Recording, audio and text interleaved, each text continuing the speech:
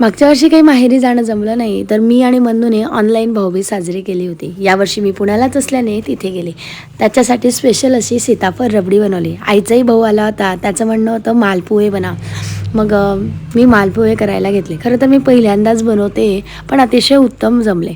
मला तर असं वाटलं हे जमतील की नाही, पण मोबाईलमध्ये एकदा रेसिपी बघितली आणि त्यानुसार केले. सगळा स्वयंपाक आईचा तयार झाला होता. मी फक्त रबडी केली आणि मग आम्ही सगळेजण असं जेवायला बसलो. मालपुव्यावर रबडी टाकून ती खाल्ली.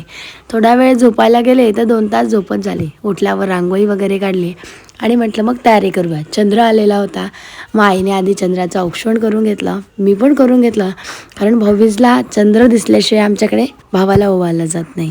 मग त्यानंतर मी माझ्या भावाला म्हणजे मन्नूला ओवाळलं, आईने तिच्या भावाला म्हणजे मामाला ओवाळून घेतलं आणि माझं पप्पांना पाडव्याचं ओवाळणं राहिलं होतं तेही करून घेतलं.